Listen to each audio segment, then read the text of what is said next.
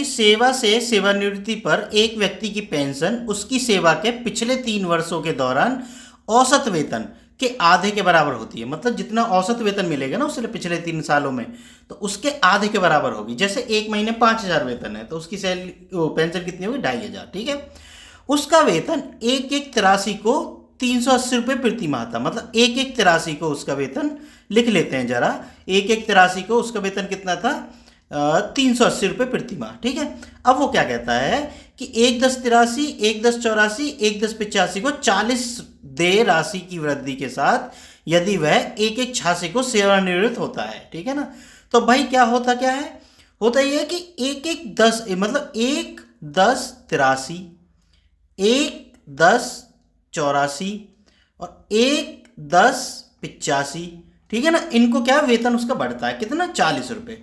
तो भाई 1/10/83 को वेतन कितना हो गया भाई उसका, 1/10/83 को वेतन हो जाएगा उसका, इस डेट को वेतन कितना हो जाएगा उसका, 40 रुपये बढ़ा दो तो भाई 420। ठीक है ना, अब 1/10/84 को कितना हो जाएगा, पूरा 1 साल बैठ रहा है तो कितना हो जाएगा, 460, 40 रुपये बढ़ गए। फिर 1/10/85 को बढ़ गए कितने, 40 रुपये, ये 500 हो गया भाई। ठीक है, और फिर रिटायरमेंट हो जाता है 1/1/86 को। ठीक है भाई, ये बात समझ गए ना। अब देखो एक चीज समझो यहाँ कि 1/1/83 को वेतन था 380। ठीक है ना, अब 1/10/83 को वेतन हो जाता है 420, लेकिन पिछले 9 महीने तो उसने 380 का ही वेतन लिया ना। मतलब 1/1/83 से 30/9/83 तक, 30/9/83 तक उसने कितना वेतन लिया, 9 महीने के वेतन 380 के हिसाब से। अब अगले साल उसने वेतन कितना लिया, 420 के हिसाब से। भाई ये 83 में बढ़ गया, मतलब 1/10/83 को बढ़ गया, लेकिन फिर बढ़ रहा है 1/10/84 को। तो ये पूरे साल उसने लिया 420 के हिसाब से, तो इसमें कर देते हैं 12 की गुना। ठीक है ना, ऐसे ही अगले 1 साल के लिए लिया उसने 460 के हिसाब से, तो 12 की गुना कर देते हैं।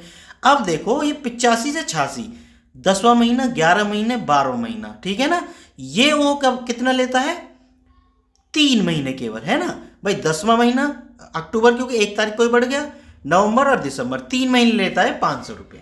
ठीक है ना, फिर 1/1/86 को रिटायरमेंट हो जाता है, फिर तो लेगा ही नहीं। तो अब कुल मिला के वो इतना वेतन लेता है 36 महीनों में। इसी को कैलकुलेट करना है भाई, तो कर लो। 9×8 = 72, 9×3 = 27 और 7 कितने होते हैं, 34। तो 3420 बराबर 12/0 12×2 = 24, 12×4 = 48 और 2 कितने हो गए, 48 और 2 50। ठीक है, और बात गुना देखते रहना, मैं गलती कर देता हूँ गुना में भाई।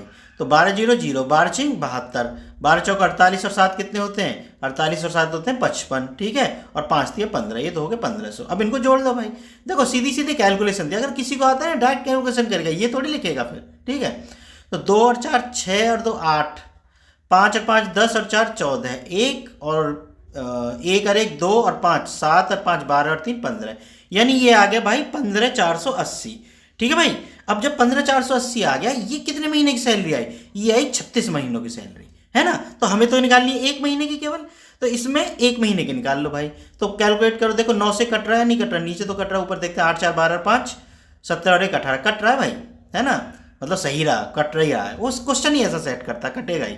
तो निगम 9 9 7 63 और 9 दूनी 18, मतलब 1720 आ गया बटे 4। तो बराबर कितना आ गया, 4 चौक 16 और 1 12 हो गया, 4 3 12, यानी 430 रुपये औसत सैलरी आई उसकी 1 महीने की, पिछले 3 साल की, है ना। तो अब पूछ रहा है वो पेंशन, पेंशन क्या है, आधी है, जो मैंने शुरू में ही बताया था तुम्हें, है ना। तो 430 का भाई आधा कर दो, बराबर कितना आ गया, 215 रुपये आनी चाहिए भाई पेंशन उसकी मंथली।